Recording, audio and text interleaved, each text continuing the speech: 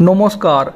আরজিকরের ঘটনাতে সেই দিন রাত্রে যেভাবে নিগৃহীতা তরুণী চিকিৎসককে ধর্ষণ করে খুন করা হয়েছিল এবং তারপরে যেভাবে সিভিক ভলেন্টিয়ার সঞ্জয় রায়কে গ্রেপ্তার করা হয়, তাতে করে অনেকেই প্রশ্ন তুলেছেন, আদৌ কি এই ঘটনা সিভিক ভলেন্টিয়ার সঞ্জয় রায় ঘটিয়েছে?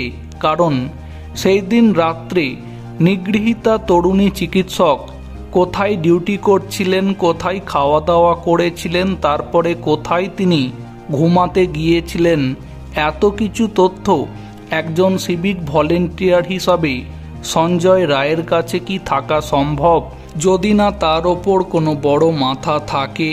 তাই এই নারকীয় ঘটনার সাথে যে অনেক বড় বড় মাথা আছে সেটা প্রত্যেকেই অনুমান করতে পারছেন।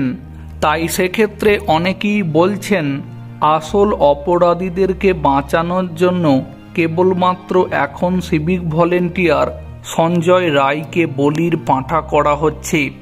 তবে এই সমস্ত কিছুর মাঝে সিবিআই সূত্র মারফত একটি খবরে যেমনটা জানা যাচ্ছে, সেই দিন রাত্রে নিগৃহীতা তরুণী চিকিৎসককে যেভাবে ধর্ষণ করে খুন করা হয়েছিল, সেই ঘটনাতে একা সিভিক ভলেন্টিয়ার সঞ্জয় রায় নয়, তার সাথে সৌরভ নামের আরও এক সিভিক ভলেন্টিয়ার ছিল।